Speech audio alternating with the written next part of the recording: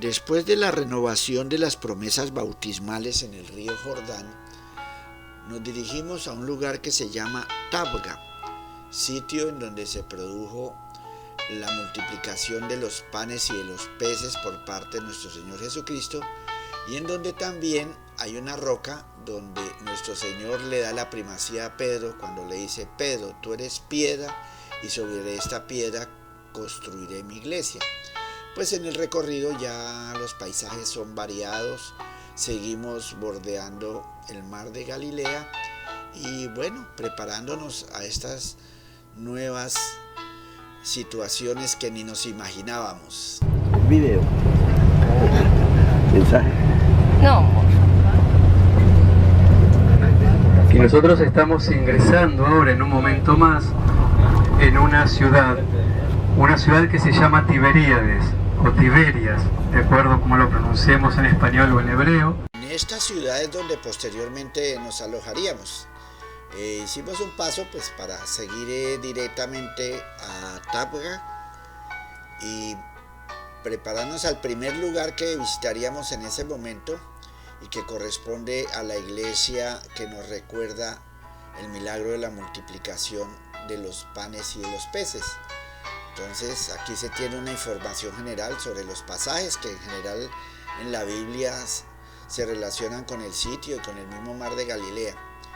Este ya es la iglesia y su entrada, en donde se puede observar la mesa que está encima de la roca donde se conmemora el recuerdo de esta multiplicación de los panes y de los peces. Nos íbamos preparando porque no solo dependíamos de lo que nos decía nuestro guía, sino también de la guía espiritual que hacía el padre Carlos en cada uno de estos sitios. Así que teníamos la oportunidad de conocer, de admirar todo lo que podíamos observar en estos sitios, ver cómo los tienen tan bien conservados y que pues nos ayudan a rememorar esos momentos que uno ha leído en la Biblia, pero que ahora estamos directamente en los sitios donde se produjeron esos hechos. Con tu espíritu. Proclamación del Santo Evangelio según San Juan. Gloria a ti, Señor Jesús. Después de esto pasó Jesús a la otra orilla del lago de Galilea, el de Tiberíades. Enseguida le seguía un gran gentío porque veían las señales que hacía con los enfermos. Jesús se retiró a un monte y allí se sentó con sus discípulos. Se acercaba la fiesta de la Pascua, la fiesta de los judíos.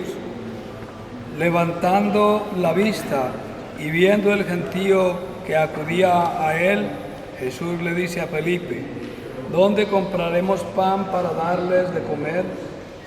Lo decía para ponerlo a prueba, porque sabía bien lo que iba a hacer. Felipe le contestó: 200 denarios de pan no bastan para que a cada uno le toque un pedazo. Uno de los discípulos, Andrés, el hermano de Simón Pedro, le dice: aquí hay un muchacho que tiene 5 panes de cebada y 2 pescados. ¿Pero qué es esto para tantos? Jesús le dijo: hagan que la gente se siente. Había hierba abundante en el lugar.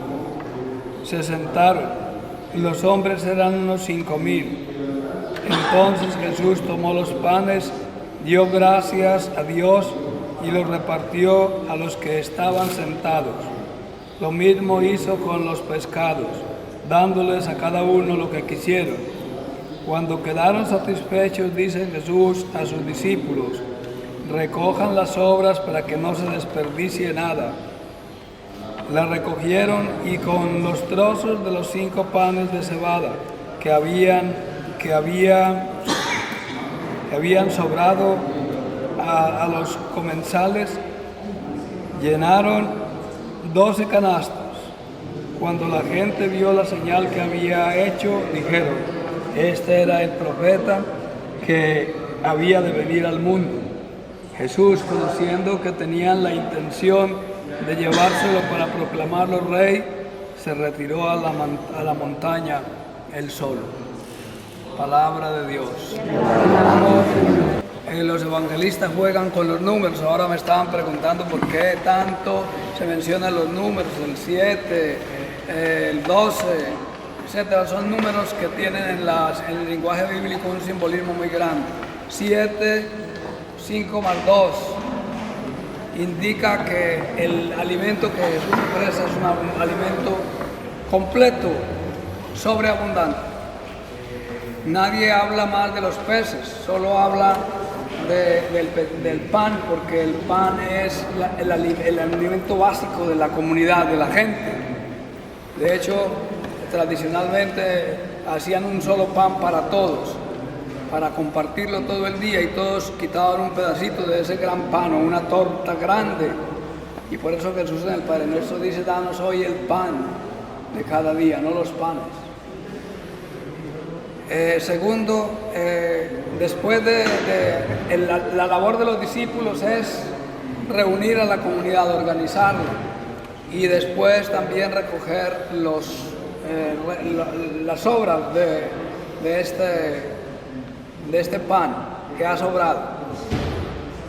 Y curiosamente, o mejor dicho, no coincidencialmente, sino hermosamente, recogen 12 canastos llenos, otro simbolismo del número 12, los mismos que eran 12 apóstoles.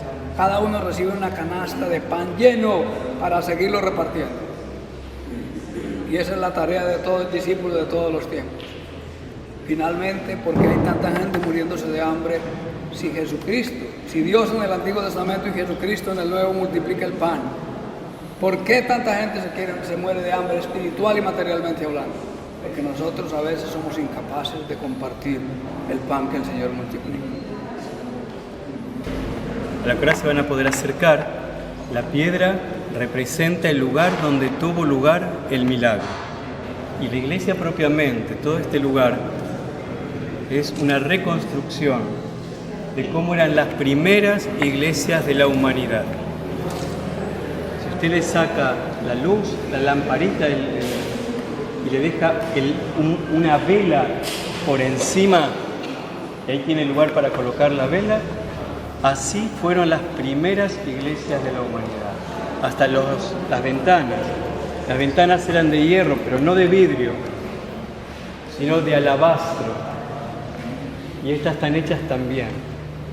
La iglesia es del año 1982, o sea, es muy nueva, pero es una réplica de aquellas que fueron construidas en el año 300, 400 de la era cristiana.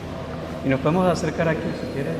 Lo importante aquí es... Este es un lugar privilegiado para la agricultura.